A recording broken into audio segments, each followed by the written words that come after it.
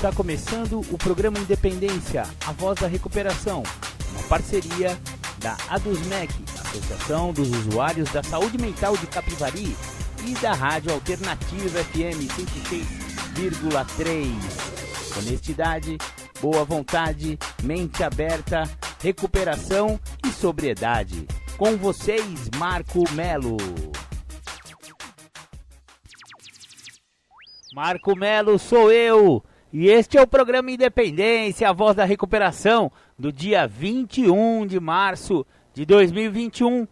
O programa Independência já está no ar e trazemos tudo sobre o assunto de álcool, droga, alcoolismo, dependência química, que também é conhecida como adicção. Falamos sobre codependência, falamos sobre dependências de outras substâncias, ou então dependências também, jogo, internet, sexo. Falamos sobre todos os tipos de dependência que o ser humano pode desenvolver a partir de substâncias ou circunstâncias.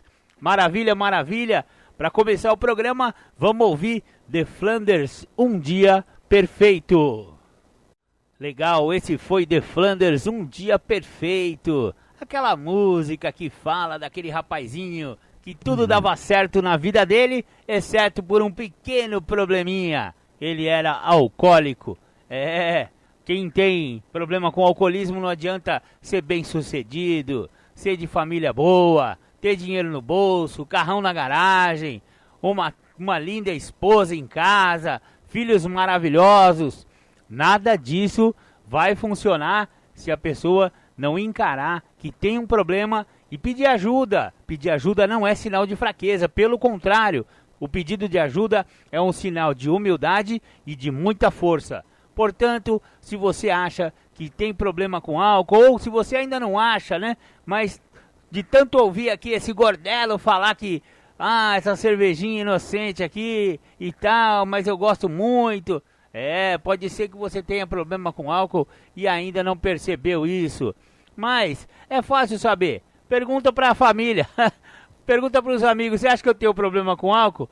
Tenho certeza que os amigos e a família já sabem se você tiver, viu? Então peça ajuda, procure Alcoólicos Anônimos, ou então se você tiver problema com drogas, procure Narcóticos Anônimos. Agora na pandemia estamos sem reuniões aqui em Capivari, hein? Mas as reuniões online estão acontecendo a todo vapor. Aí nessa fase vermelha, ou fase roxa, como estão chamando, essa parte mais restritiva da pandemia. Maravilha, maravilha. Agora, eu vou disponibilizar para vocês, eu vou continuar falando sobre prevenção ao uso de drogas, dependências e modos de vida. Naquele estudo que eu li para vocês na semana passada, muitas pessoas gostaram daquilo e falaram: Marcão, esse texto é sensacional, você poderia disponibilizar ele inteiro aí no programa, né? Então, atendendo a esses pedidos, eu vou continuar com o estudo da Universidade Cruzeiro do Sul. O tema é prevenção ao uso de drogas. Então, no tópico dependência e modos de vida.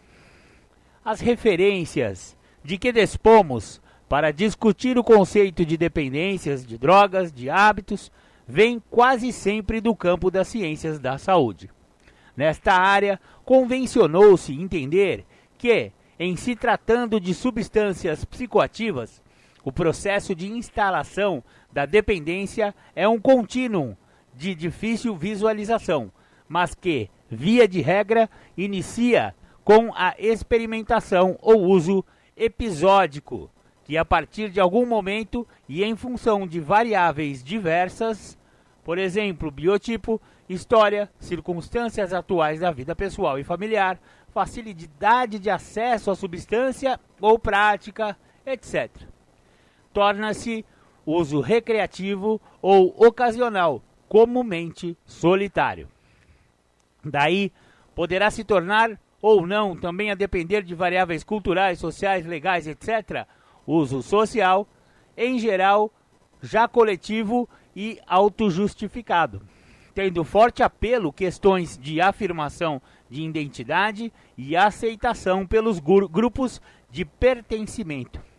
Então, será talvez imperceptível para o usuário o fato de que seu uso ou prática já se tornou habitual, regular, impregnando seu cotidiano e muito sutilmente tornando-se mais importante em face de interesses e hábitos que anteriormente tinham mais significado e centralidade na vida pessoal do usuário.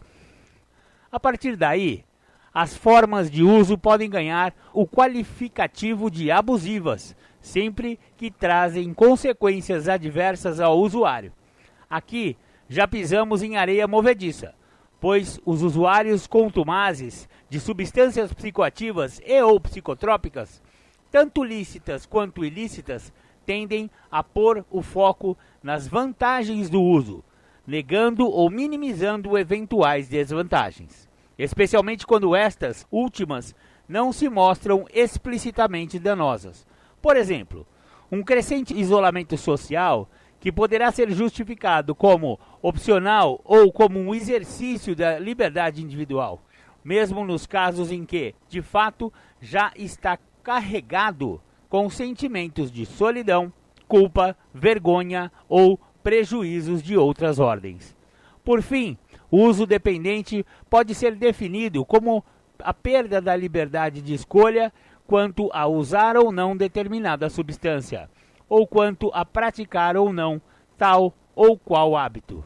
Por exemplo, quando o usuário insiste em que apenas deseja usar, mesmo sofrendo consequências extremamente danosas, acidentes, ruptura de vínculos familiares, perdas profissionais, queda geral da qualidade de vida e da saúde física e psíquica. Em razão da complexidade de estabelecer clinicamente as situações de dependência, instituições de referência tais como a Organização Mundial da Saúde e a Associação Médica Americana orientam os profissionais da área a adotar um rol de critérios diagnósticos para a dependência de drogas. Desse modo, o Código Internacional de Doenças, CID, da Organização Mundial da Saúde, consideram que está caracterizada a dependência de determinada substância quando ocorre em 3 ou mais dos fatores a seguir, num período de 12 meses da vida do usuário. 1. Compulsão, fissura, necessidade imperiosa de ingerir a substância, maior que a vontade própria, força de vontade ou racionalidade. 2. Dificuldade de controlar o consumo, sempre consome mais do que queria. 3. Síndrome de abstinência, sintomas físicos de mal-estar pela falta de uso. 4. Tolerância, precisa consumir cada vez mais para obter os mesmos efeitos. 5. Abandono de interesses, a vida ficou centrada no uso da substância. 6. Persistência do uso, apesar dos danos, perda da liberdade de escolha. E 7. O tempo pessoal é quase que inteiramente ocupado para a obtenção da substância, viabilizações de condições para usá-la, ingestão e recuperação dos efeitos e consequências do uso. A mensuração destes critérios é igualmente complexa, pois não se trata de aspectos materialmente verificáveis. Seu levantamento depende em grande parte das percepções, crenças e pontos de vista próprios do usuário, os quais estão precisamente afetados pelo uso regular e abusivo, como também dos conhecimentos específicos dos profissionais encarregados no diagnóstico, os quais têm também seus pontos de vista, crenças e eventualmente hábitos de uso em relação à mesma ou a outras substâncias, sendo que este conjunto de circunstâncias acrescenta dificuldades para definir um diagnóstico do modo mais rigoroso e realista possível. Ainda, trata-se de critérios que apresentam limites difíceis de contornar. Por exemplo, sabemos que o ciclo da dependência alcoólica masculina leva eventualmente a muitos anos para se instalar, enquanto os critérios para o diagnóstico observam apenas os 12 meses mais recentes na vida do usuário. Ora, Se este for um jovem na casa dos 20 anos de idade, é bem possível que muitos itens acima não sejam observados. Será preciso, então, deixar que os anos passem e os problemas se agravem, para só então diagnosticar e tratar. Além disso, o questionário aplicado para observar os critérios diagnósticos teria respostas discrepantes e mesmo opostas, se o respondente fosse o próprio usuário ou um familiar, por exemplo, pois a percepção de quem convive cotidianamente com um indivíduo dependente de drogas ou hábitos costuma ser substancialmente distinta da percepção dos próprios usuários. Vale lembrar, por fim, que períodos de abstinência da substância ou hábito de escolha com meses ou anos de duração ocorrem com alguma frequência, inclusive para supostamente provar a si mesmo, à família ou a empregadores que não se trata de dependência. Assim, a estrita observação dos 12 meses mais recentes pode mostrar-se insuficiente. Isto porque sua vida, vagarosa ou repentinamente, no caso, por exemplo, do crack, torna-se muito diferente de muitas formas. Ocorrem alterações importantes ligadas à identidade pessoal, aos vínculos e pertencimentos familiares, profissionais, comunitário e outros, às rotinas. Emergem características tais como inconstância, imediatismo, egocentrismo, excessiva sensibilidade em face de contrariedades ou imprevistos, perda de autocontrole, perda ou substituição de interesses, adesão a práticas ilícitas, apenas para citar alguns exemplos. Tais alterações, por sua vez, afetam o cotidiano e os relacionamentos, desde os mais íntimos e próximos até os mais indiretos, tal como a pedra jogada num lago, que emite ondas cuja intensidade, volume e velocidade vão diminuindo à medida que ficam mais distantes do seu centro irradiador. Ainda é comum que usuários abusivos e ou dependentes apresentem desejo de isolamento, confusão mental. Torna-se difícil distinguir o real do imaginado, sustentar simulações, manipulações e mentiras de forma coerente e plausível ao longo do tempo.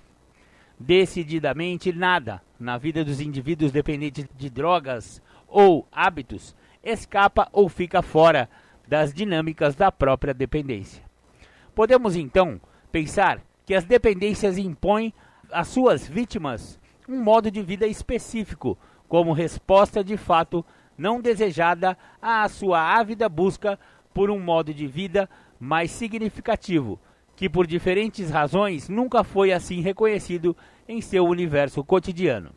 Chega a ser irônico que, ao buscarem fugir da mesmice, do individualismo, da competição, do consumismo materialista ou da privação material, de maus tratos em casa, do desemprego, da depressão, solidão, violência cotidiana, do tédio, da falta de oportunidades e ou perspectivas, os indivíduos dependentes formem hoje um segmento duplamente penalizado, porque além de não escapar a tudo isso, encontra-se de fato em piores condições que os demais mortais para fazer frente a tantas necessárias transformações de nosso modo de vida predominante. De todo modo, diante do que estudamos até aqui, não há como negar a magnitude do problema das dependências em nossa sociedade. Assim, no próximo tópico vamos deter nosso olhar no campo das políticas públicas brasileiras de prevenção e tratamento das dependências de droga, do nosso passado recente e nos dias atuais. Muito bacana! Então, a segunda parte, políticas públicas sobre álcool e outras drogas no Brasil, a gente disponibiliza daqui a pouco. Agora vamos ouvir o rap da recuperação. Bacana, você ouviu aí o rap da recuperação, muito da hora esse som. O programa Independência tá tocando direto isso aí porque tem tudo a ver com o nosso tema. Legal, vamos então para a segunda parte do Prevenção ao Uso de Drogas, estudo da Universidade Cruzeiro do Sul. O tópico 2, políticas públicas sobre álcool e outras drogas no Brasil. Para discutir, mesmo que de forma restrita, face ao que vimos até aqui, como a nossa sociedade atualmente concebe e enfrenta especificamente as dependências de substâncias psicoativas e ou psicotrópicas, entendemos ser importante abordar aspectos históricos e epidemiológicos. Isto é, deveríamos voltar às origens das atuais políticas públicas por um lado e verificar as dimensões atuais do consumo que cada uma das principais substâncias circulam em nossos territórios, entre a nossa gente. Comecemos pela história, ainda que apenas a história recente. Velhos e novos paradigmas no campo da dependência de drogas. No Brasil, a existência de legislações sobre drogas pode ser observada a partir dos anos de 1940, no contexto de disciplinamento da força de trabalho, que caracterizou o primeiro governo de Getúlio Vargas e já marcada deste modo por um viés moralista e repressivo, que foi essencialmente mantido até os anos finais da ditadura militar implantada em 1964. Na prática, cabia aos bêbados inveterados passar algumas horas ou dias na cadeia pública, ou ainda ser confinados, juntamente com outros loucos, nos manicômios e hospitais psiquiátricos de longa existência no país. Mais tarde, nos assim chamados anos de chumbo, a doutrina de segurança nacional, então hegemônica em todos os campos da vida social, se fez presente na área da segurança pública interna, à luz dos interesses norte-americanos nas demais Américas. Em torno de tais interesses, o conceito de guerras às drogas serviu como pretexto para o ataque a movimentos sociais, explícita ou potencialmente contrários às finalidades do capitalismo. Deste modo, na mesma época em que o mundo conheceu variados movimentos, transformações culturais, econômicas e políticas, feminismo, movimento negro, movimento hippie, rock and roll, movimentos populistas de liberação nacional, revoluções de caráter socialista, os generais brasileiros de plantão importaram o espírito repressivo das políticas norte-americanas, através da antiga Lei 6.368, de 1976. Dentre outras disposições, essa lei impunha penas de privação da liberdade para usuários de substâncias consideradas ilegais no país.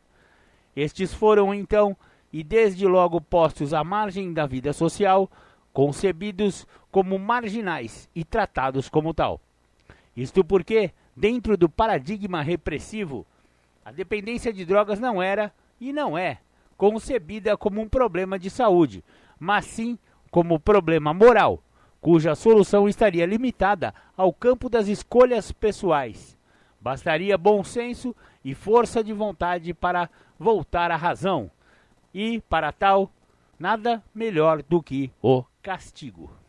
Este paradigma só começou a ser questionado no decorrer dos anos 80, no contexto da reforma psiquiátrica que ocorreu no mundo e chegou ao nosso país, questionando as práticas da psiquiatria tradicional e trazendo no campo específico da dependência de drogas a disseminação e a incorporação de novos paradigmas.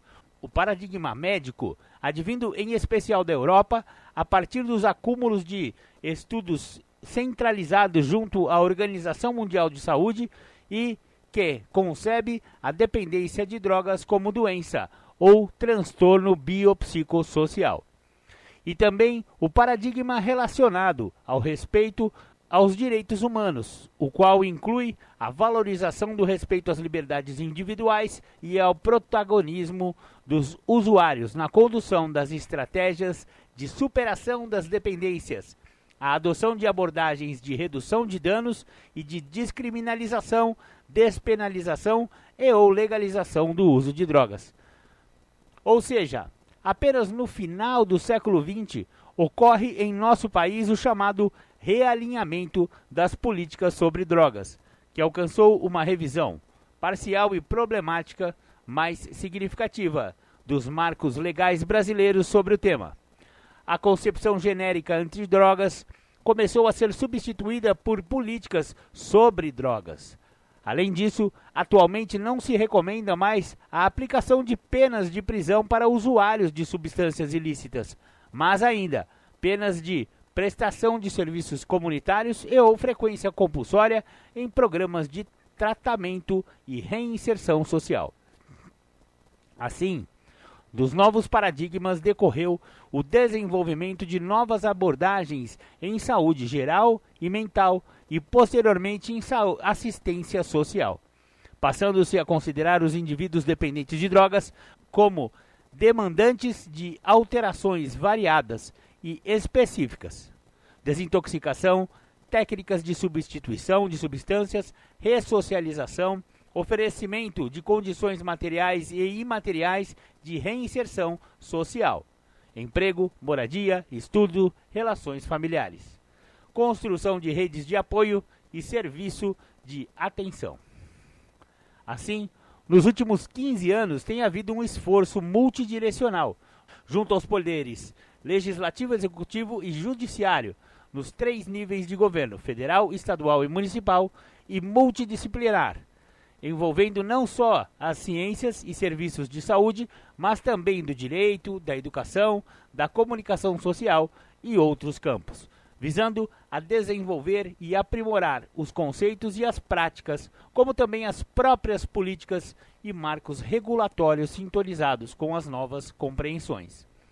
A ideia de despenalização se refere basicamente ao objetivo de minimizar a intensidade das penalizações aos usuários, eliminando-se gradativamente as penas de prisão e substituindo-as por penas alternativas e educativas. Já o conceito de descriminalização é mais amplo, visto que tende para não considerar como crime o uso de drogas.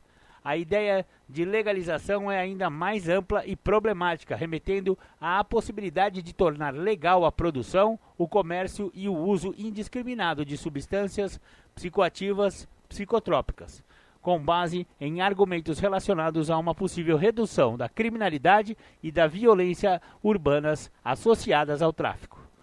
Por fim, a ideia de redução de danos se refere a um conjunto de práticas isoladas e pontuais que vêm sendo adotadas para tentar reduzir ou evitar eventuais resultados negativos do uso de drogas, sem a necessidade de interromper tal uso. Alguns exemplos dessas práticas incluem a indicação de não fumar tabaco com baixos teores, porque isso levaria a fumar um maior número de cigarros. A criação de serviços comerciais de transporte de pessoas que ingeriram álcool e não podem dirigir veículos automotivos. O fornecimento de seringas descartáveis para usuários de drogas injetáveis. A oferta de locais supostamente mais seguros para concretizar o uso de drogas. O conceito de RD foi comprovadamente bem sucedido no combate à epidemia de AIDS nos anos 80, reduzindo significativamente a contaminação através do compartilhamento de seringas nas situações de uso coletivo de drogas injetáveis. Porém, quando aplicadas mecanicamente ao problema das dependências de drogas, algumas práticas de RD acabam resgatando o paradigma moral, embora na direção contrária. Enquanto o velho moralismo conservador apela à força de vontade dos sujeitos para não usar drogas, a ética emancipatória da RD apela à liberdade de escolha dos sujeitos para usar drogas ou não.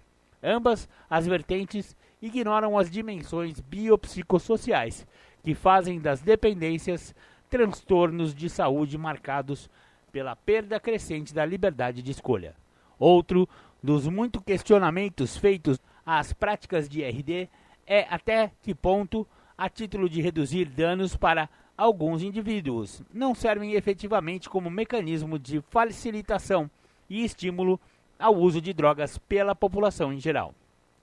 Vemos então que, juntamente com o reconhecimento da necessidade imperiosa de respeito aos direitos humanos dos usuários de drogas, como do resto de toda a população, faz-se urgente o aprofundamento da discussão e da pesquisa em torno de novas concepções práticas. O estudo que eu estou disponibilizando para vocês, depois dessa parte, ele mostra a tabela 1 com as porcentagens de usuários e de dependentes por substância no Brasil. Esse levantamento foi feito através do CEBRID, no segundo levantamento domiciliar nacional realizado pelo Centro Brasileiro de Informações sobre Drogas, em parceria com a Secretaria Nacional de Política sobre Drogas, SENAD. Então, são números impressionantes. Por exemplo, né, o álcool, o uso na vida. As pessoas, a porcentagem da população que usou ou usa o álcool é de 74,6%. Ou seja, 2/3 da população bebe. O grau de dependência é de 12,3% de maneira geral.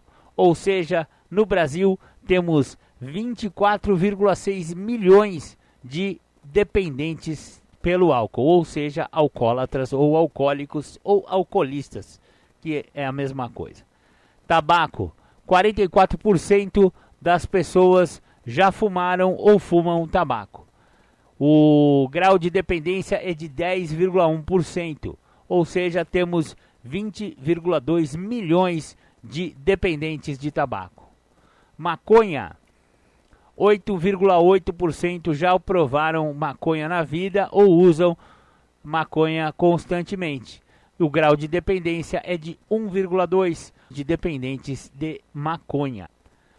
Cocaína, uso na vida, 2,9% das pessoas usaram ou usam cocaína. Não temos dados do nível de dependência, mas outros estudos que o programa Independência teve acesso diz que é cerca de 12% das pessoas que provaram cocaína vão desenvolver a dependência. E o crack é de 40% das pessoas que provaram vão desenvolver a dependência e o uso na vida do crack é de 0,7% das pessoas. Ou seja, quando o programa Independência fala que o álcool é a pior droga, é isso que a gente está falando. O álcool sozinho, ele mata mais e tem mais dependente do que todas as outras drogas juntas. O programa Independência vive falando isso, porque parece que é uma brincadeirinha sem consequência, né? Beber no fim de semana, peguinha, churrascão, parece que... Ah, lá vem esse Gordelo. Exatamente, esse Gordelo vai falar de novo sobre isso. Porque, meu, é só você ver os números. As estatísticas do consumo de álcool é impressionante. Não dá para passar a mão em cima de álcool. Não dá. O álcool detona com a sociedade, detona com a saúde pública, detona com a vida das pessoas, com as famílias. Pelo amor de Deus, vamos ter um pouquinho mais de consciência e examinar se o seu uso de álcool não está sendo prejudicial para você, para a sociedade e para a sua família. Bom, agora, para terminar o nosso estudo aqui, as políticas públicas sobre álcool e outras drogas no Brasil. Prevenir significa essencialmente antecipar-se a algo, no sentido de evitar algo, acautelar-se, precaver-se face a uma ocorrência futura, eventual ou provável. Em nível do senso comum, dizemos frequentemente que prevenir é melhor que remediar. Com isso, querendo enfatizar que evitar um problema é uma estratégia mais eficiente, eficaz e efetiva do que lidar com as consequências da sua ocorrência. Assim, em cada área da vida social, a prevenção estará sempre referida a problemas próprios nessa área. Por exemplo, a segurança pública, mas não apenas essa área específica, deveria prevenir a violência e a criminalidade. A saúde deveria prevenir a ocorrência de doenças e assim por diante. O mesmo pode-se dizer da prevenção da dependência de drogas. Contudo, e em face da questão social e suas expressões em nossa sociedade, sabemos que os problemas sociais já estão presentes e em proporções crescentes. Por conta dessa realidade, o campo específico das políticas sobre drogas, como da saúde em geral, o eixo da prevenção se desdobra em níveis. A. Pode-se prevenir o consumo de drogas com políticas que incidam sobre a produção, taxação, comércio, circulação, preços, enfim, sobre a oferta de substâncias psicoativas e ou políticas dirigidas à contenção da demanda por drogas, diretrizes educacionais, recreativas, esportivas, de oferta de trabalho, renda, dentre outros. Neste caso, fala-se em prevenção primária, no sentido de evitar os pressupostos da dependência de drogas. Reduzindo-se o consumo global, reduz-se necessariamente o percentual de incidência das dependências. Fala-se também em prevenção universal, pois neste nível as políticas tendem a ser dirigidas à população em geral. B. Por outro lado, sabemos que estes manejos macroeconômicos e políticos, dado o caráter capitalista das relações sociais, provocam desdobramentos e redirecionamentos no sentido de recriar, multiplicar dependências, seja sobre outras formas de uso ou outras substâncias. Assim, diante do fato do consumo de drogas, fala-se em políticas de prevenção secundária, dirigida para evitar consequências adversas dos usos existentes. Também se fala em prevenção seletiva, visto que neste nível as políticas tendem a ser dimensionadas e direcionadas para os segmentos de usuários de drogas, visando a evitar que os usos se tornem abusivos e se configurem como dependências. C. Por fim, dado que já temos dependências endêmicas e epidêmicas, um nível ainda mais específico da prevenção é o terciário, que busca alcançar algum grau de redução de danos decorrentes das dependências de drogas. Nesse nível, fala-se também em prevenção indicada, isto é, restrita ao segmento de indivíduos dependentes, buscando alertá-los quanto a riscos, manejos mais seguros e atitudes mais saudáveis, em substituição às práticas reconhecidamente mais perigosas e danosas. Cabe indicar ainda que atualmente fala-se em domínios de prevenção, isto é, em políticas e programas preventivos relacionados a certos domínios da vida social, o individual, o familiar, o escolar, o comunitário, o empresarial, político, de saúde e outros. Em cada um destes domínios, procura-se identificar fatores de risco e fatores de proteção, capazes de prevenir, seja o uso, seja o abuso e ou a dependência de substâncias. De todo modo, tem sido evidenciado que, assim como no âmbito do tratamento e da reinserção social, também no da prevenção se faz necessária a ação articulada e multifatorial entre os diversos domínios, visto que a atuação limitada a um campo mostra-se, em geral, ineficaz ou mesmo inviável. Por fim, a partir de um estudo específico, a Organização Mundial da Saúde compôs uma lista de 10 melhores práticas preventivas, com evidência de efetividade, existência de suporte científico, possibilidade de transposição para diferentes culturas, custo de implantação e sustentação, relacionados ao álcool, definição e fiscalização de idade mínima legal para a compra, monopólio governamental das vendas no varejo, restrição de horários ou dias de venda, restrições de densidade e localização dos pontos de venda, criação de impostos, redução dos limites de concentração alcoólica no sangue permitida para dirigir, suspensão administrativa da licença de motoristas que dirigem alcoolizados, definição de postos de fiscalização de sobriedade, política de tolerância zero quanto a dirigir alcoolizado por vários anos no licenciamento para motoristas novatos e implementar processos terapêuticos do tipo intervenção breve para bebedores pesados. Considerações finais. Nos últimos anos, como decorrência positiva do processo de realinhamento e mudança de paradigmas no campo das políticas sobre drogas no Brasil, tem havido intensas discussões pontuais e momentâneas sobre aspectos tais como as abordagens de rua nas cracolândias de todo o país, a pertinência ou não das internações involuntárias e compulsórias como recursos possíveis no campo do tratamento, a possibilidade de legalizar formas específicas de uso de determinadas substâncias com base na experiência recente de outros países. Por exemplo, o uso medicinal de maconha por pacientes com câncer ou seu uso na indústria têxtil. A urgência de descriminalizar e não só despenalizar o uso das drogas. Entendemos que as discussões pontuais são legítimas e necessárias, porém, em face do que refletimos nessa unidade e neste estudo, acreditamos que um enfrentamento efetivo do problema das dependências de drogas e hábitos, na perspectiva da sua superação, exige que o nosso olhar e a nossa atenção se voltem à totalidade das políticas que regem a vida social em nosso país. Precisamos repensar nossas políticas econômicas, nossos conceitos sobre propriedade, acesso e usufruto de bens, equipamentos, recursos, conhecimentos e tecnologias fundamentais ao desenvolvimento social e humano. Nossas políticas relativas a como organizar os serviços de educação, habitação, cultura, esporte, lazer, alimentação e saúde.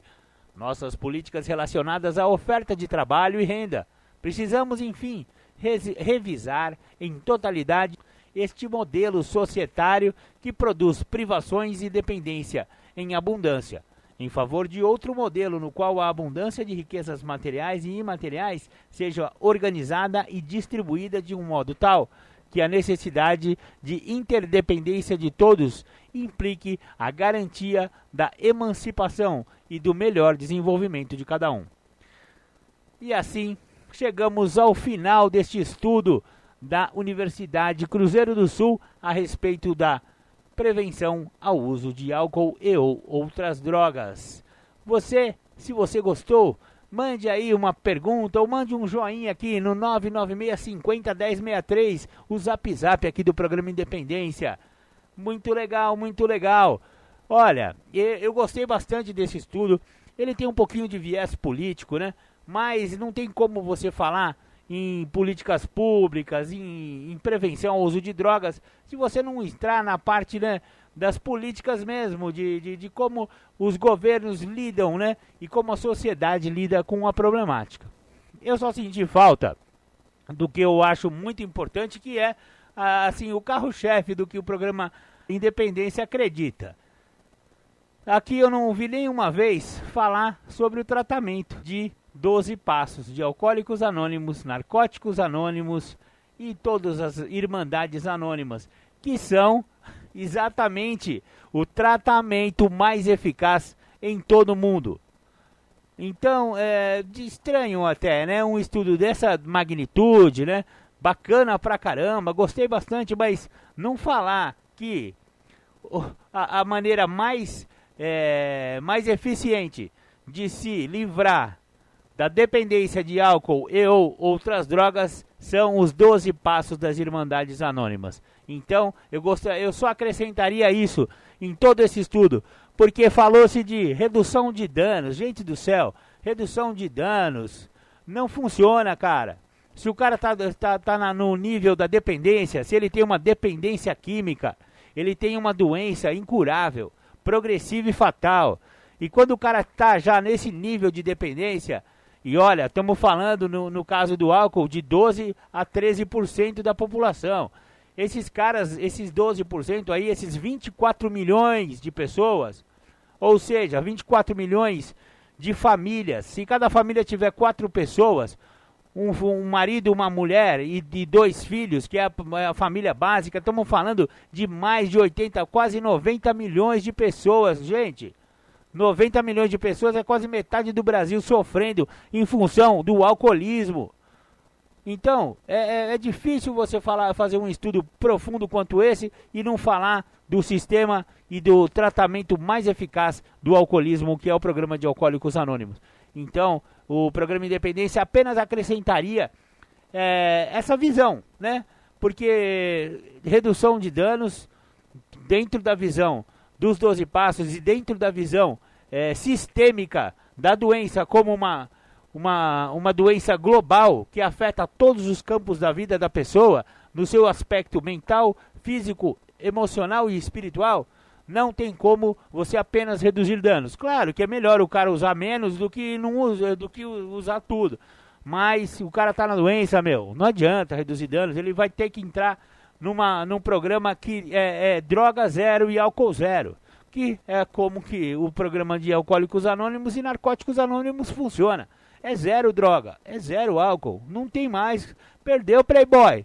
Joga a toalha, só por hoje, é um dia de cada vez, ninguém que vai parar para sempre, vai parar por 24 horas e no dia seguinte isso é renovado, enfim. É um programa sábio, que vem dando certo há 86 anos no mundo. Para mim e para o programa Independência só faltou isso, mas o estudo é muito bacana e vamos aí, continuando com o programa Independência. Agora vamos para os nossos apoios culturais. Alternativa FM 106,3. A Rádio do Povo. A melhor e mais ouvida da cidade.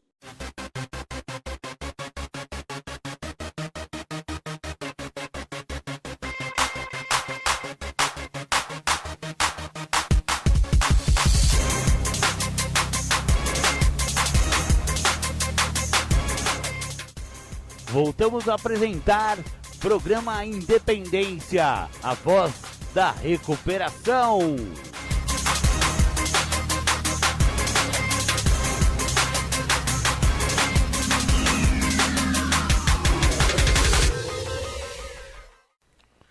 Legal, voltamos com o Programa Independência, a voz da recuperação.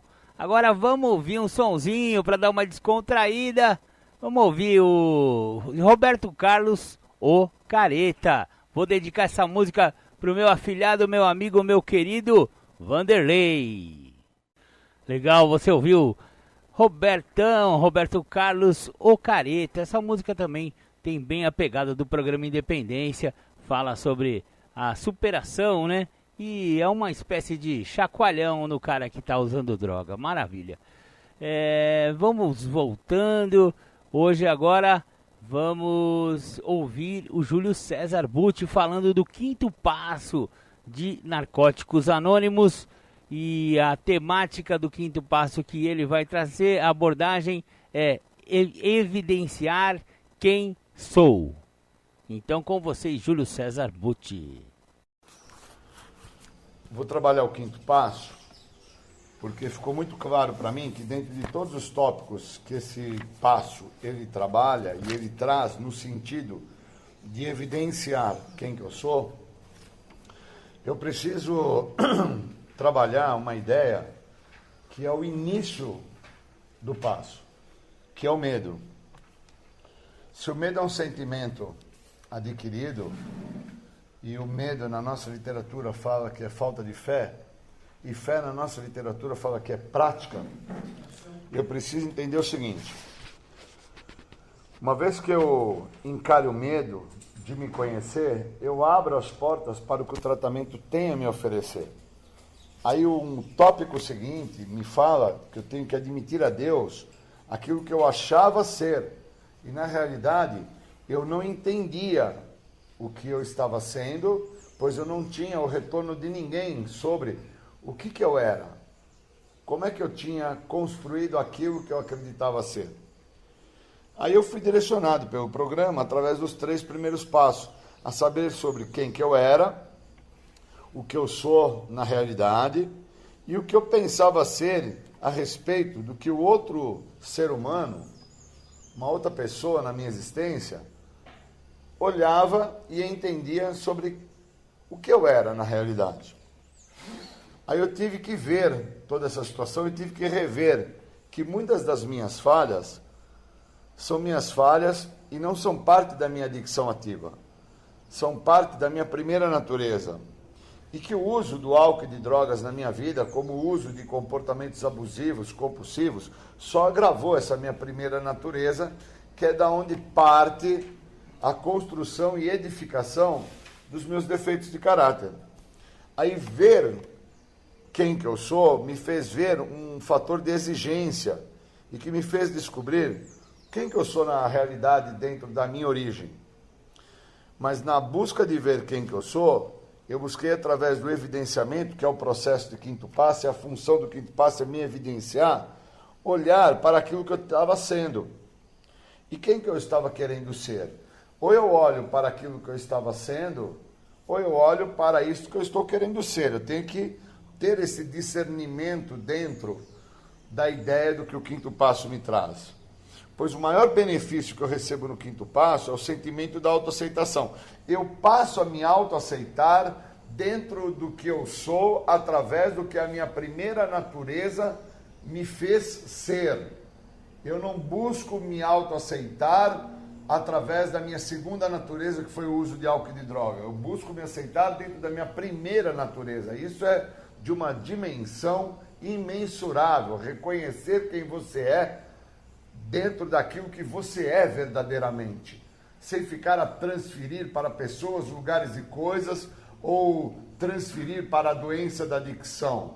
Pois durante muito tempo, sem me autoconhecer, sem ter o retorno do outro, eu trazia uma ideia que o uso de álcool e de droga tinha me transformado em algo que eu não queria ser. Mas na realidade, a minha primeira natureza, ela me leva a ser quem eu não queria ser.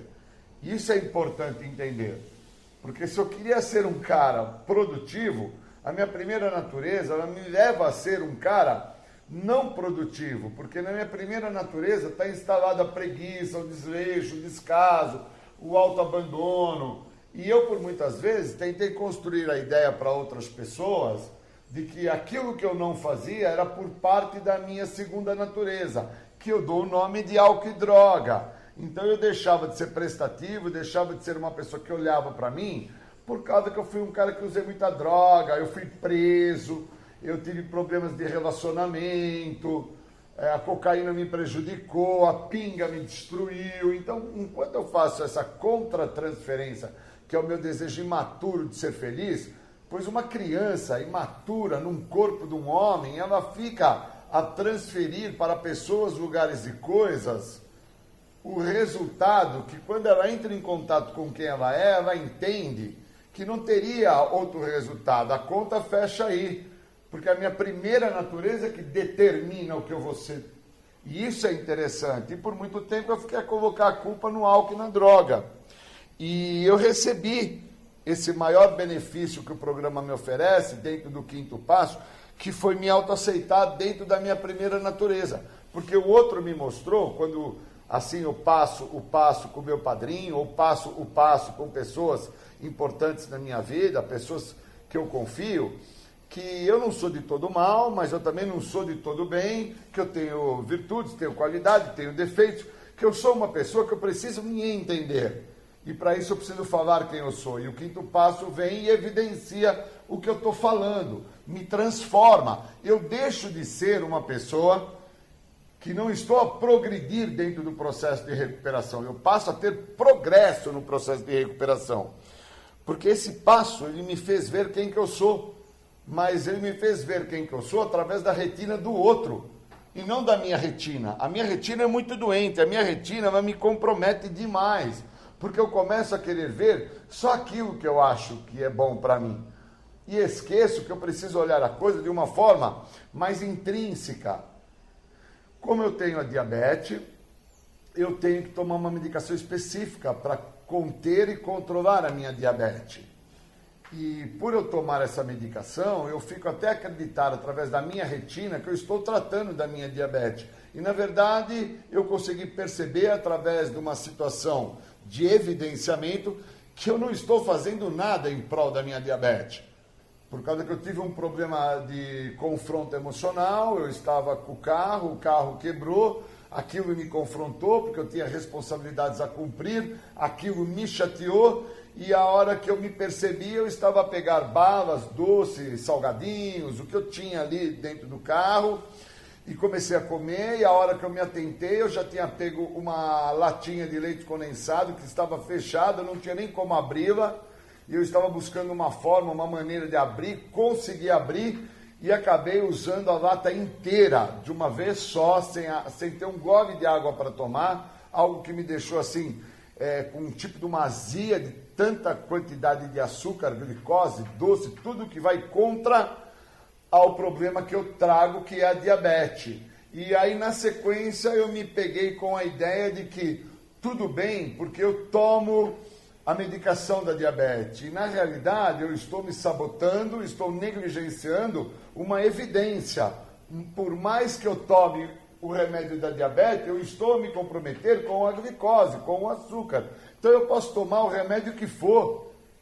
E isso me elucidou dentro de uma outra situação com um grande amigo meu que faz uma atividade física, a qual, se ele não entender isso, ele está ferrado, ele pode ficar o dia inteiro a fazer a atividade física dele, que não vai surtir efeito nenhum para a proposta que ele quer. E eu também, se eu não deter o processo do açúcar, da glicose, eu posso ficar a tomar o remédio para diabetes eternamente, mas não vai conter ou deter a minha diabetes. Eu vou chegar ao resultado final, que é onde fecha a conta. Eu vou chegar a ter problemas de visão, eu vou ter problemas de uma infecção de pele, eu vou ter outras respostas por parte de uma negligência, de um mecanismo de defesa que eu construo dentro de uma ideia, pois a minha retina me engana sobre o que eu estou a ver. E quando eu saco isso, é quando eu estou cansado dos meus defeitos, porque eu estou no auge do meu defeito. E aí eu reconheço o que é que ficou evidente. Qual que é o meu defeito? A gula. Qual que é o meu defeito? O mecanismo de defesa, de acreditar que porque eu estou tomando a medicação da diabetes, eu não vou ter problemas maiores. Então vai ficando evidente que eu tenho que mudar ou eu voltarei a usar. Essa fala da literatura, dos anônimos, de 12 passos, determina claramente por que eu vou ficando tão infeliz e eu acabo voltando a usar. Porque eu almejo o sucesso, mas eu me realizo no fracasso. Eu almejo ser uma pessoa que controle a diabetes, porque eu tomo a medicação da diabetes. Mas eu me realizo no fracasso, a hora que eu pego a lata de leite condensado e abro ela e faço uso dela dentro do carro, numa situação que foi uma situação onde eu estava sendo confrontado emocionalmente por uma situação que eu não tenho controle, que é uma questão de um motor.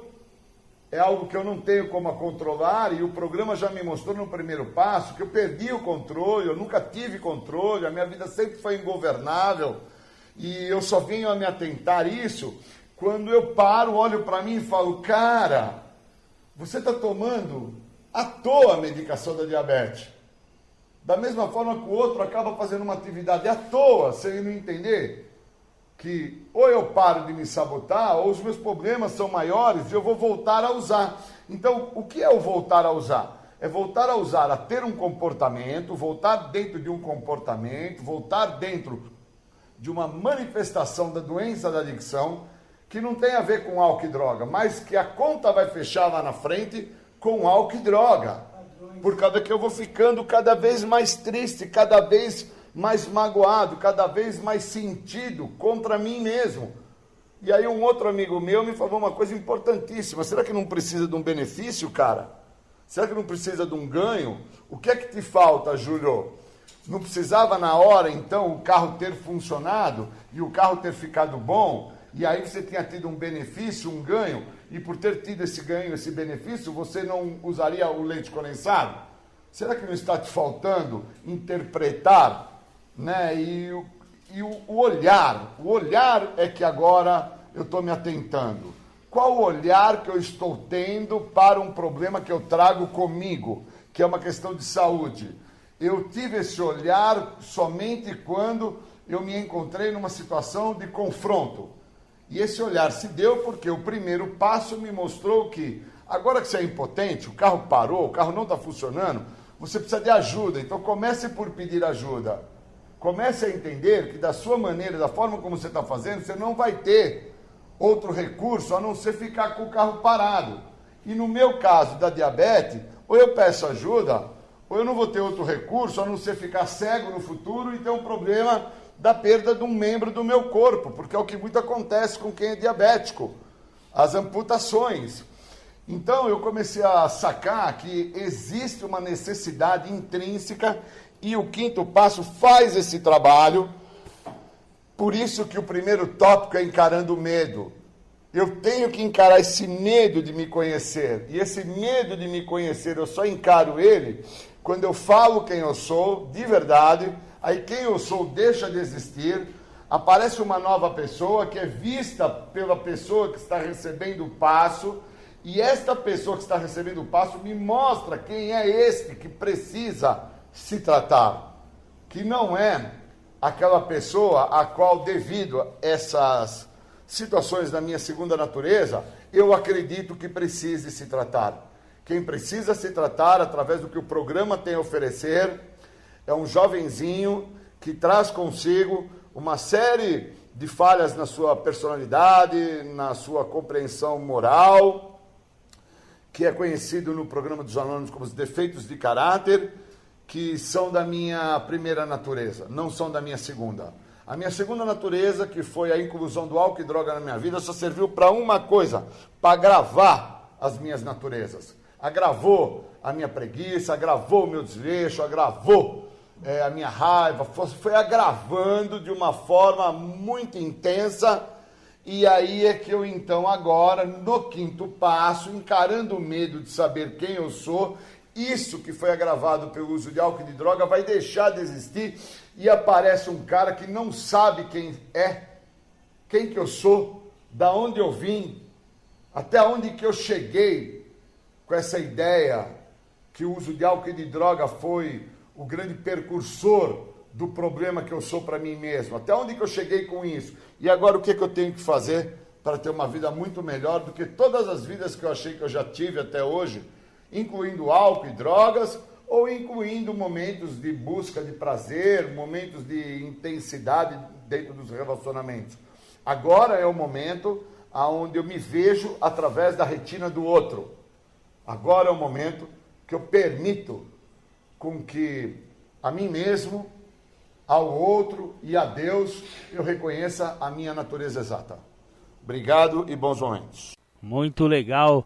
O Julião sempre com uma compreensão sensacional a respeito do programa de 12 passos de Narcóticos Anônimos. O quinto passo é bem aquele passo que depois que a pessoa já está no programa, ele já fez os 3 passos de base, 1, 2 e 3. Chega no quarto passo, ele escreveu um destemido, corajoso inventário moral de si mesmo.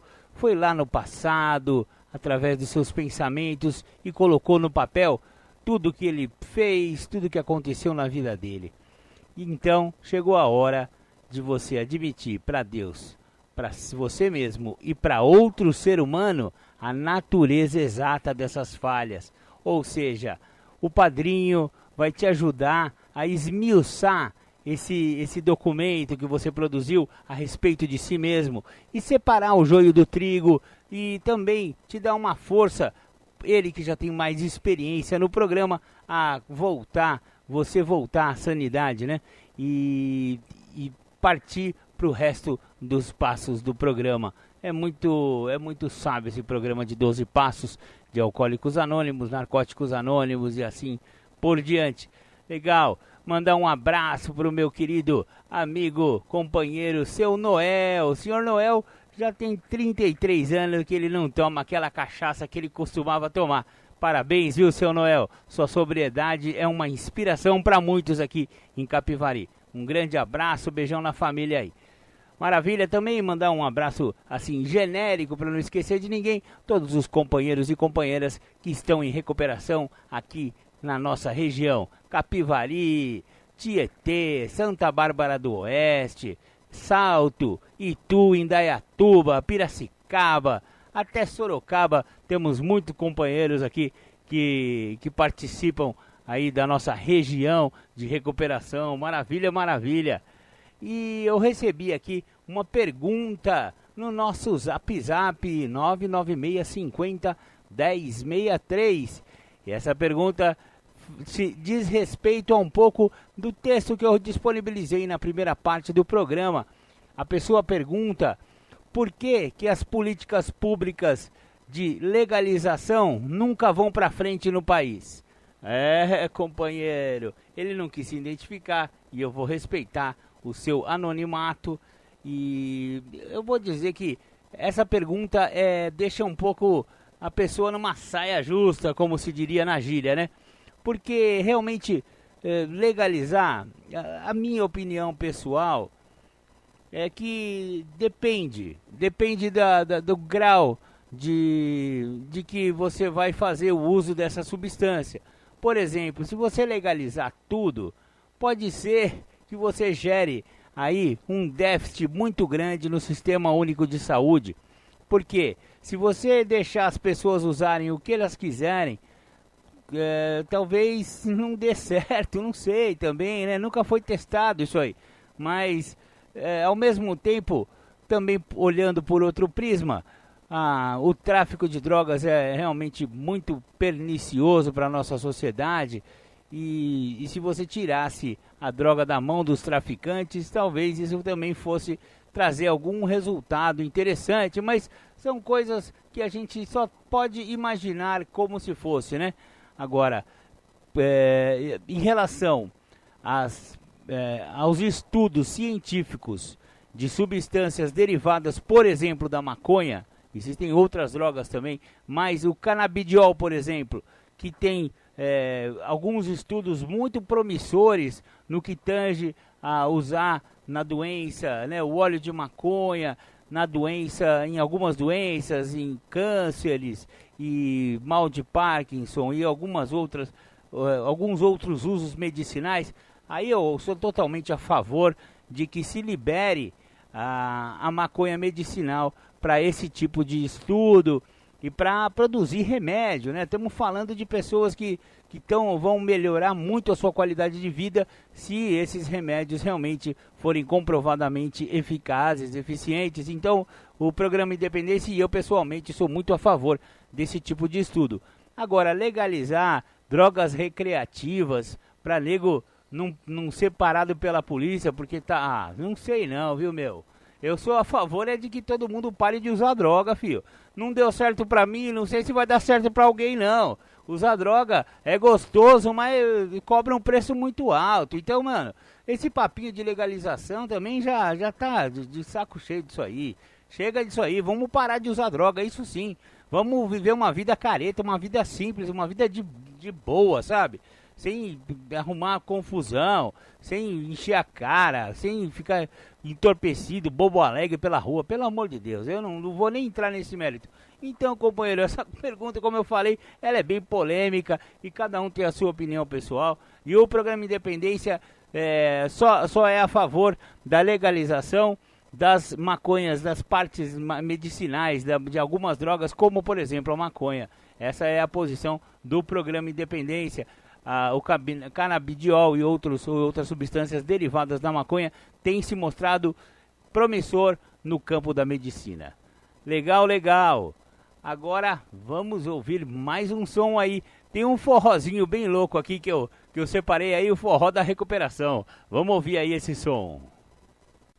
Bem humorado esse forrozinho. Se você quer parar, no caso beber, claro, venha para o AA. Bem legal. Forró da sobriedade. Maravilha, maravilha. Voltamos aqui com o programa Independência. Agora vamos ouvir o Julião na sua segunda temática do dia. Essa temática eu já disponibilizei outrora, mas falo-ei novamente, porque ela é muito interessante, que ele fala a respeito do primeiro passo e fala de uma pessoa que ficou anos, eu acho que décadas, sem beber, sem usar droga, um adicto que, apesar desse tempo todo, ele voltou ao uso, ele recaiu.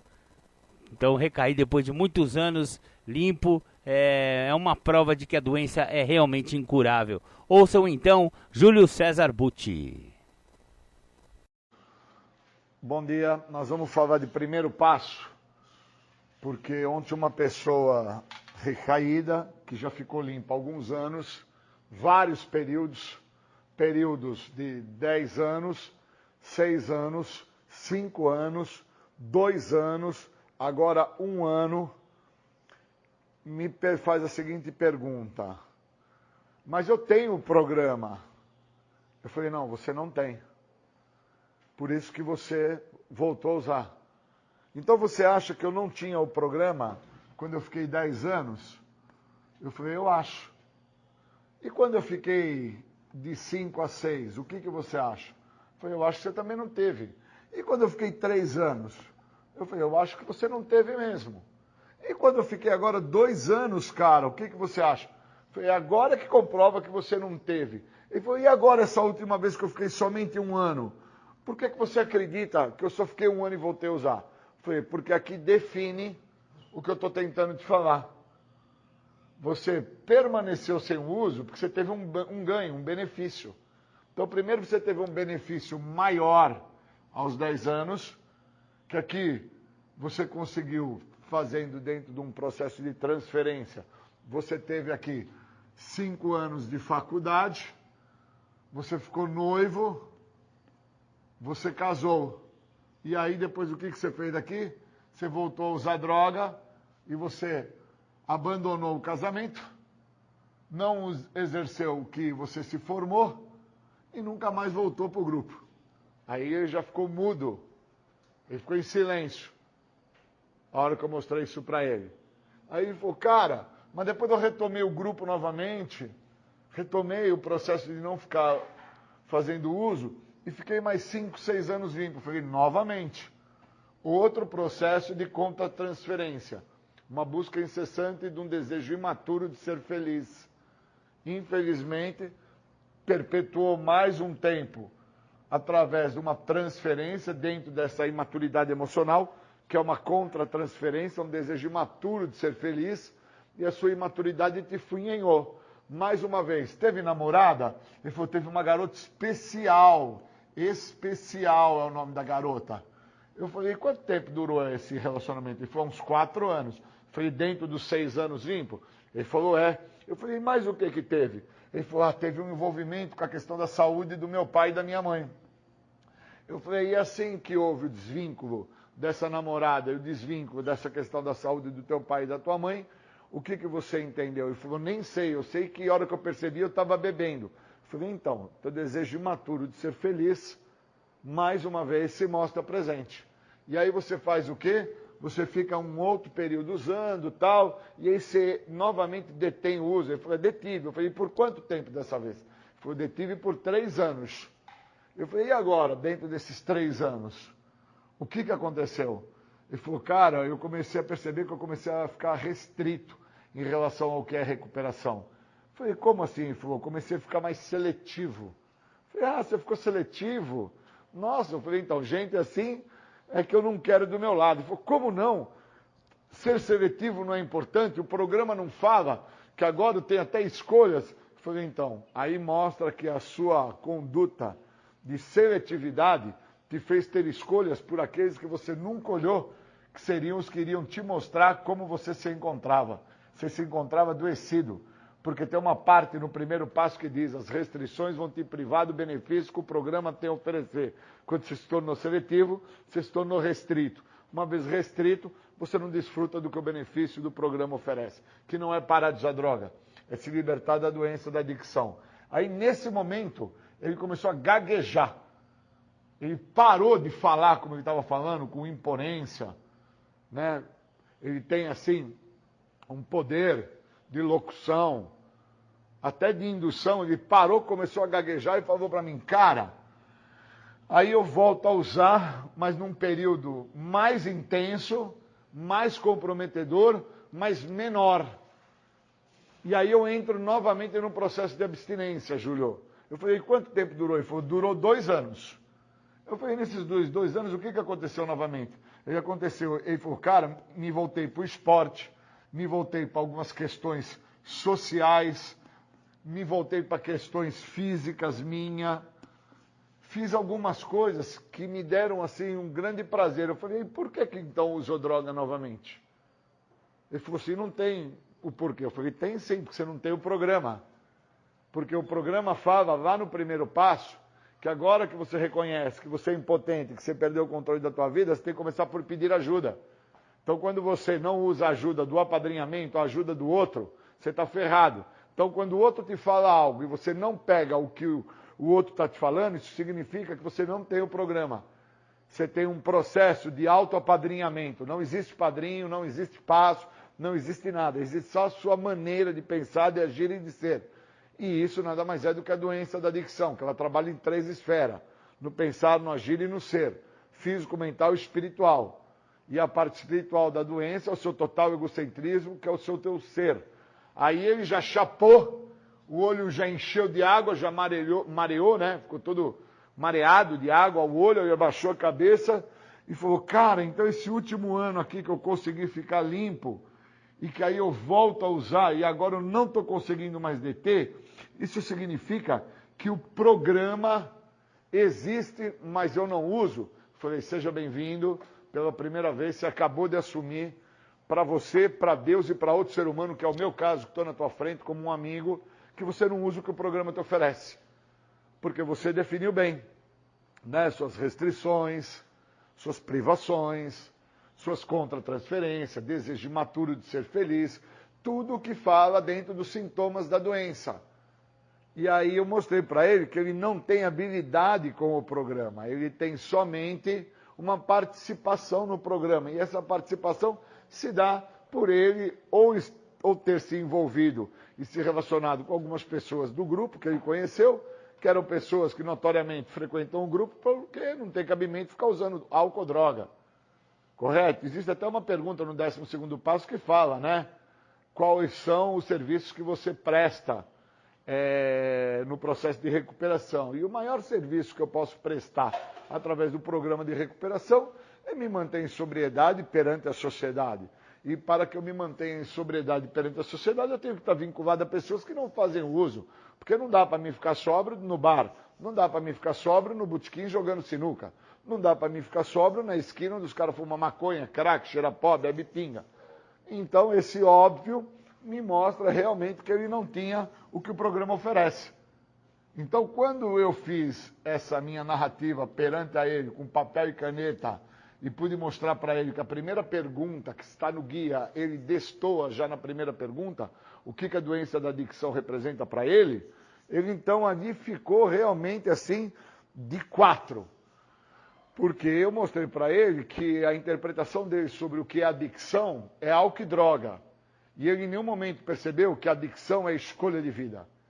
E que dentro de um processo de escolha de vida, a escolha de vida dele se mostra dentro até mesmo desse início de 10 anos primeiro que ele ficou limpo.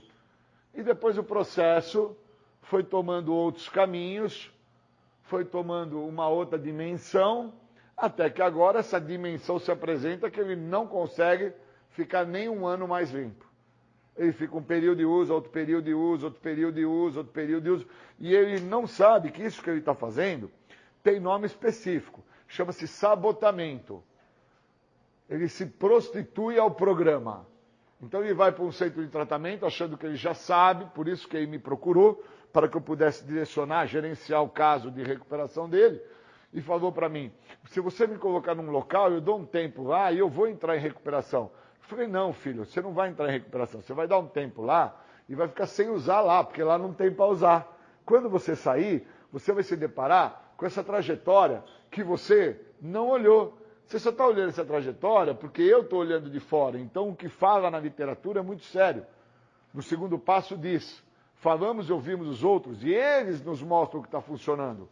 Então, se eles nos mostram e você acredita que dentro da sua própria maneira de pensar, você sabe o que o programa tem a oferecer, você está morto. Porque você está se corrompendo, você está se prostituindo. Então, analisa o quanto você não se prostituiu na relação amorosa que você teve com essa garota dentro desses anos que você ficou limpo. Analisa o quanto você não se prostituiu dentro da sua relação profissional, da sua relação educacional na faculdade.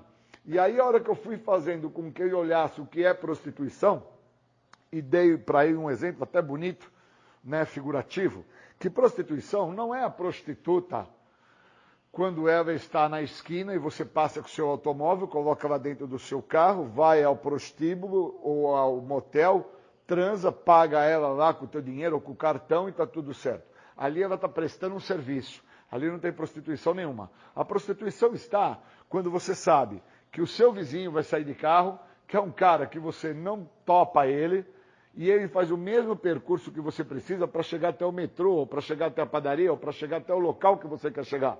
E aí você se prostitui dentro das suas emoções, olhando para o seu vizinho e falando, ô, bom dia, tudo bem? Como é que você está, amigão? Beleza? Escuta, você está indo para lá? Dá para você me dar uma carona? E você está se prostituindo emocionalmente. Isso é prostituição. Porque você tem raiva, ódio, rancor, ressentimento, você não topa o cara, você não gosta do cara, você tem aversão àquele cara e você ali se sabota, se prostitui emocionalmente por causa que você não quer lidar com um defeito seu de caráter, que é a preguiça. Primeiro passo trabalha nisso. Uma pessoa que tem passo, tem programa, tem identificação com o programa, ela consegue ter esse grau de aprofundamento. E esse grau de aprofundamento não se tem porque ficou 1 aninho, 2, 3 aninhos, 5 aninhos sem se drogar. Esse grau de aprofundamento se tem quando se entende logo a primeira pergunta que tem no guia de 12 passos. Por isso que chama-se passos, né? É um passo de cada vez, é um sentido por vez, é uma direção por vez. Então o primeiro passo ele dá uma direção, o segundo passo ele dá outra direção, o terceiro passo ele dá outra direção, o quarto passo ele dá outra direção. Quinto passo não é um passo de confessionário, um passo aonde você vai se delatar. É um passo que te dá uma direção para a mudança, que vai acontecer no sexto passo. Então, enquanto eu não tenho o que o programa me oferece na sua totalidade, na íntegra, eu não consigo me recuperar. E me recuperar não é estar sem uso de álcool e de drogas. E quando eu trouxe isso para esse meu amigo, que ficou 10 anos e me procurou para poder gerenciar a situação que apresenta na vida dele agora, depois que eu parei de falar o que eu falei agora para vocês, que foi um momento assim, muito espiritual que eu tive com ele, ele sentou, baixou a cabeça e só sabia chorar. Porque aí ele entendeu que ele atrapalhou a vida daquela moça que ele ficou por um longo período. Ele entendeu que ele fez um curso na faculdade que ele não estava afim de fazer, ele só fez porque favorecia ele em algumas matérias, para que ele não tivesse que realmente competir com outros alunos em outra faculdade, em outra escolha de profissionalismo. Então, quando ele começou a falar aberto e honestamente quem ele é, passou a deixar de ser. Então ele parou de se corromper, ele parou de se sabotar naquele momento comigo, e ele começou então a tratar de dentro para fora. Quando ele começou a tratar de dentro para fora, ele entendeu por que ele teve já até agora inúmeras internações, e dentro dessas inúmeras internações, ele nunca conseguiu permanecer um período longitudinal em recuperação. Ele ficou o maior tempo, que foram 10 anos, e agora, dentro de um processo decrescente, ele não consegue chegar a 1 ano em sobriedade. Ele consegue ficar alguns meses sem o químico, mas ele não consegue atingir sobriedade. Sobriedade significa aceitar a vida da maneira que a vida está se apresentando e viver o que ela está se apresentando. Então, quando se apresenta dor, raiva, ódio, rancor, ressentimento, medo, tristeza, ele não tem recurso interno para lidar com isso. E aí é que mostra por que ele volta a usar, porque ele não tem recurso interno. Então, o que ele tem? Ele tem recurso externo, chamado cocaína, crack, maconha ou pinga. Então, uma pessoa que, infelizmente, não vive isso que o programa tem a oferecer, ela não entra em recuperação. Ela fica um tempo sem usar. E depois ela volta para o uso. Porque uma das características de quem é portador da doença da adicção são os sintomas que falam no primeiro passo. É a negação, é a justificação, é a racionalização, é a desconfiança dos outros, é a culpa, é a vergonha. E todos esses fatores que falam no primeiro passo, eles só vão ser quebrados quando eu entender o que fala na literatura do primeiro passo no texto básico. Um texto básico que define lá no primeiro passo, página 20, 21. Agora que eu sou impotente, impotente no dicionário significa débil. Agora que eu sou débil, como que o programa pode me ajudar? E está entre parênteses. Começamos por pedir ajuda. Quer dizer que se eu não pegar a ajuda do outro, o direcionamento do outro, a condução do outro, né, eu não estou em recuperação. Eu estou dentro do meu total egocentrismo, que é o núcleo da doença, e o núcleo da doença trabalha no autoapadrinhamento. E o autoapadrinhamento é quando eu acredito que eu já sei o que eu tenho que fazer. E quando eu acredito que eu já sei o que eu tenho que fazer, mostra, então, no caso desse amigo, que é uma pessoa muito querida minha, que ficou 10 anos limpo, que ele nunca soube o que ele tinha que fazer. Ele nunca soube, não soube na parte educacional dele, não soube na parte amorosa dele, não soube na parte profissional dele, não se manteve sóbrio. E é uma pessoa que eu conheço ele dentro do tempo que eu tenho de sobriedade, que são 25 anos. 25 anos é um tempo demasiadamente de peso para entender que inúmeras situações e adversidades já se passaram na minha história. como morte dos entes queridos, do meu irmão, da minha mãe, como perdas financeiras, situações socioeconômicas, como abalos de ordem emocional, que foram rompimentos amorosos e que envolve também a separação de filhos, separação de bens, perdas de ordem emotiva. Então, todo esse processo é um processo de construção. Então, a pessoa ela tem que construir da base, que seria primeiro passo, para o 12º passo, que é onde eu vou viver tudo que o programa tem a me oferecer. Então, a pessoa ela não começa de cima para baixo, ficando limpa. Ela tem que entender que não estar fazendo uso da substância psicoativa, que é o que eu tentei falar para o meu amigo, é o requisito básico para ele entender por qual motivo ele nunca aceitou a ajuda do outro. Por qual motivo ele nunca permitiu que o outro direcionasse ele. Porque ele sempre sofreu do autoapadrinhamento. Só que ele nunca teve uma leitura tão profunda feita por uma segunda pessoa, que foi o meu caso, perante a pessoa dele na data de ontem, que mostrasse para ele que ele nunca deixou com que o outro direcionasse o que está acontecendo na vida dele. Ele só aceita um pouco do que o outro tem a oferecer para ele quando ele se encontra numa situação adversa à situação que ele gostaria de estar. Então ele gostaria de estar dentro de uma situação onde ele tem fama, prestígio e poder, sexo, grana, bem-estar, acolhimento familiar. Ele gostaria de estar dentro de um processo de ganho. Quando ele está no uso do crack, da cocaína, da maconha e da pinga, ele está numa situação de perda. Estando numa situação de perda, o que ele interpreta? Que seria positivo para ele aquele momento de ganho que o outro está tentando dar para ele, direcionando ele. Então ele até aceita o direcionamento do outro quando o outro está falando. Mas a partir do momento que ele entende que o outro não está mais próximo e ele está fazendo e as coisas estão dando certo, porque ele acredita que está dando certo através da maneira dele fazer. E aí ele só vai descobrir que não vinha dando certo através da maneira dele fazer quando ele volta ao uso. Então muitas vezes o cara volta ao uso e não é na cocaína, no crack, que é a droga que ele fez como droga de eleição na vida dele. Ele volta ao uso lá no álcool, que é uma droga que ele nem fazia o uso e não era mais a droga de eleição na vida dele. Então, quando jovenzinho, com 12, 13, 14 anos, a droga de eleição na vida dele era a maconha. Ele tinha eleito a maconha como a droga da vida dele. E no decorrer da trajetória do processo de vida dele, ele foi elegendo outras substâncias. E aquela que era a primeira que ele tinha feito a eleição dela, colocado ela no pedestal, ela não tem mais validade. E é assim que ele faz com o programa de recuperação dos passos do grupo dos anônimos. No primeiro momento, ele elege o programa como o programa a salvação da sua vida. E no decorrer da trajetória do tempo que ele vai ficando sem uso, que é o que aconteceu aqui, vai havendo um distanciamento do programa, porque não existe importância no programa.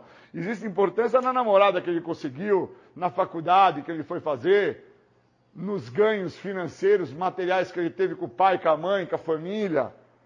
E dentro dessa trajetória, dentro dessa construção, é que a gente tem que entender o que vinha acontecendo. Por isso que a falta de maturidade, no caso, a imaturidade emocional, uma perda desse ganho de maturidade que o programa oferece, essa perda, ela se apresenta para a pessoa quando ele começa a ter algum ganho externo. Ele deveria evoluir de dentro para fora, e não de fora para dentro. Então essa inversão de valores, que é o que justamente os programas de recuperação acabam fazendo nas pessoas, é o que condena as pessoas para que elas fiquem limpas. Porque o cara para de usar droga, ele se melhora de fora para dentro. Ele fica bonito, corado, forte, trata o dente, compra óculos, passa perfume, desodorante, corta o cabelo, faz a barba, passa fio dental, isso tudo é externo. E aí o que ele não entende? Que a primeira coisa que deveria ser tratado na história pessoal de vida dele é a parte psíquica. E ela vai ser vista, por último, só quando ele volta a usar. Que aí ele passa a pensar, repensar, refletir, avaliar, permitir que o outro venha e direciona e traduz para ele o que a imaturidade dele fez com ele. E a imaturidade fez com ele sem ele perceber. Porque ele começou a ter ganhos externos, o carro, a moto, o barco, a lancha, a transa, a namorada, o passeio de barco, a casa na praia, a faculdade, a nota 10 no curso, o bem-estar físico. Então todo esse processo é uma infelicidade que dentro do tempo que esse meu amigo ficou em sobriedade, ele não teve maturidade para olhar. E esta perda de maturidade se deu por ele estar sem o uso do químico. Se ele estivesse fazendo uso da substância química, ele não teria nenhum desses ganhos. Ele só teria químico. E aí quem olhasse para ele, iria olhar e falar, usa droga. Como ele não está usando droga, quem olha para ele não vê a doença. Então, por não enxergarem a doença, porque essas pessoas de fora olham a doença como a cocaína, o crack, a maconha e a pinga. E a doença não é a cocaína, o crack, a maconha e a pinga. Qualquer tipo de substância psicoativa, alteradora de humor, é o produto do resultado final da doença. A doença da adicção, fala na nossa literatura, que ela não é as drogas, ela não são os meus comportamentos. Eu sou doente de uma coisa. Essa coisa antigamente era definida como fator X. Durante muitos anos tratou-se dentro dos locais de tratamento, sejam os hospitais, sejam as cadeias, sejam os centros de tratamento, as comunidades, os consultórios psicológicos, tratava-se então as pessoas que chegavam apresentando um uso abusivo de álcool e droga como portadores de uma doença chamada fator X. E atualmente houve uma mudança na nomenclatura para algo chamado uma coisa. Então a pessoa é portador de uma coisa. E aí os programas dos anônimos, através do Guia dos Passos, definem muito bem essa coisa. Quando diz que nós somos adictos da doença da adicção. Não são das drogas e nem do nosso comportamento. Então ou eu trato a doença da adicção, ou eu interpreto que o processo do autoapadrinhamento, ele é efetivo, ele é ativo, ele é contínuo. E se eu não quebrar ele através do que o primeiro passo me dá e me sugere, quando falo, agora que você reconhece que você é impotente, e eu tenho que ir no dicionário entender que impotência é debilidade e fazer a transação, né? Cara, agora que eu reconheço que eu sou débil, por onde eu vou começar? Eu vou começar por pedir ajuda. Então, quando tem essa frase, começo por pedir ajuda, então eu paro o autoapadrinhamento, eu paro a minha maneira de pensar, eu paro o meu jeito de ser e permito com que o outro venha para mim e fale o que eu preciso fazer. Somente assim eu sou liberto da doença da adicção. Fora isso, eu estou sobre os efeitos da doença. E quando eu estou fumando maconha, cheirando pó, bebendo pinga, eu estou sobre o efeito da substância. E eu preciso fazer essa separação na minha história pessoal de vida, para que eu possa me recuperar. Quando que eu estou sobre os efeitos da doença e quando eu estou sobre os efeitos dos sintomas da doença. Se eu não tenho isso, eu não tenho tratamento. E aí quando eu trouxe tudo isso para essa pessoa, que é um amigo, uma pessoa aí que já tem uma idade avantajada, tem 50 anos de idade, é um cara que eu conheço ele há 25 anos, desde quando eu cheguei ao programa. Quando eu trouxe toda essa minha narrativa para ele só soube chorar e ele assumiu para mim que ele não está pronto para se recuperar, ainda. Porque o uso, para ele, ainda é um benefício. Então isso mexeu muito comigo e eu precisava trazer isso para que vocês entendessem o que é a doença, que não tem nada a ver com a cocaína, crack, maconha e pinga. As drogas é só o resultado final da doença. Obrigado, bons momentos.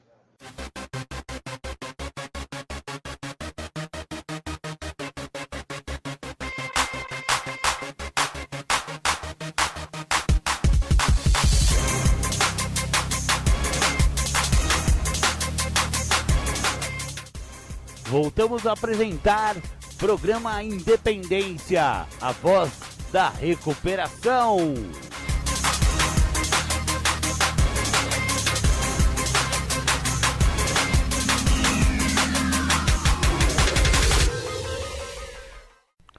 Maravilha, voltamos aqui com o programa Independência.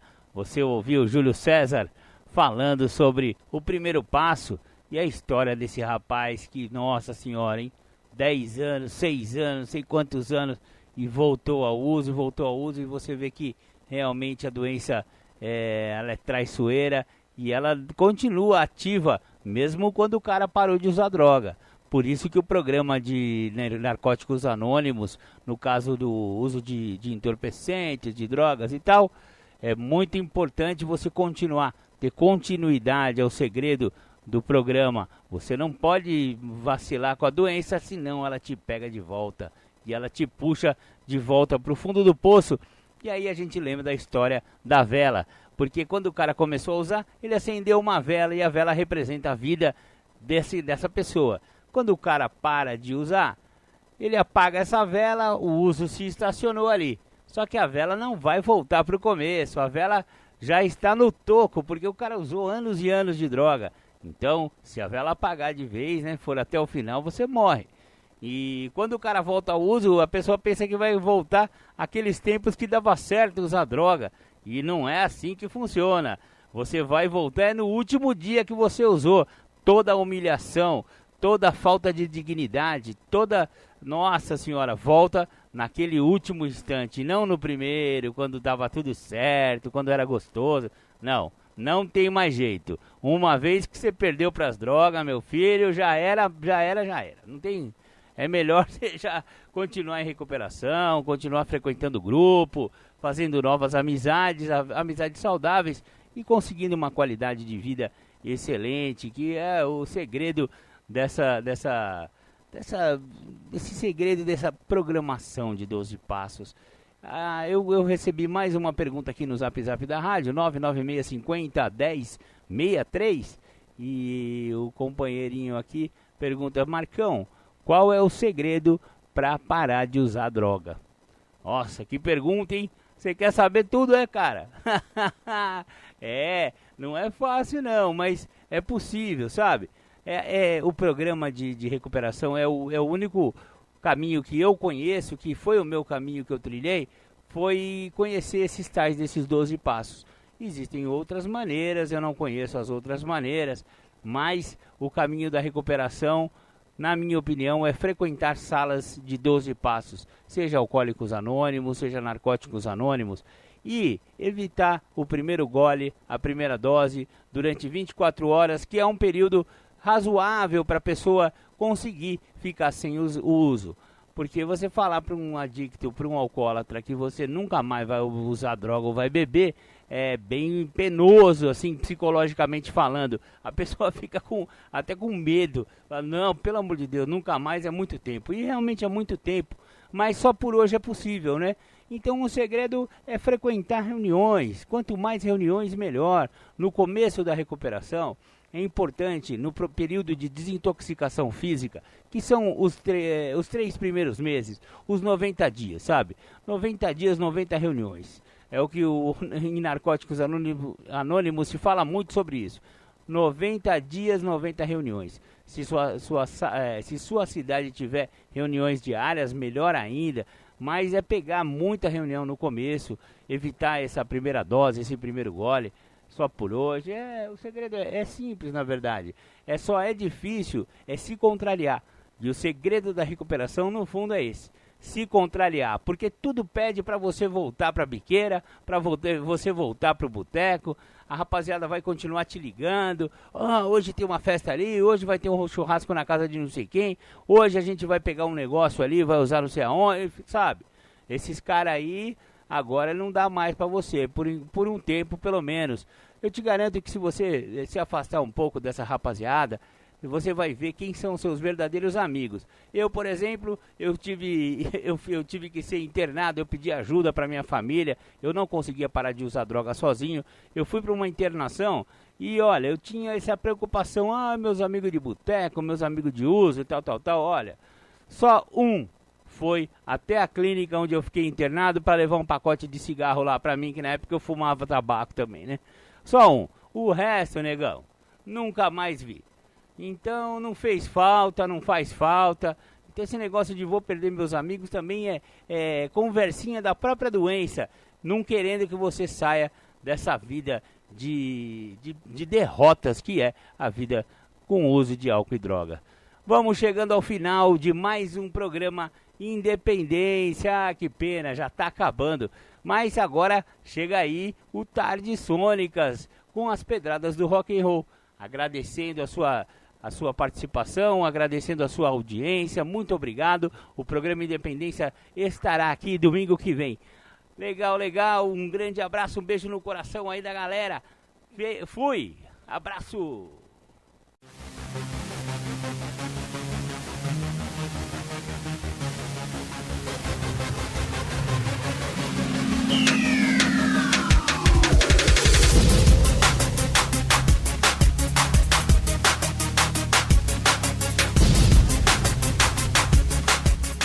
Você ouviu o programa Independência, a voz da recuperação, uma parceria da ADUSMEC, Associação dos Usuários da Saúde Mental de Capivari, e da Rádio Alternativa 106,3. Até domingo que vem, com mais informações a respeito de dependência química e alcoolismo. Obrigado, até mais!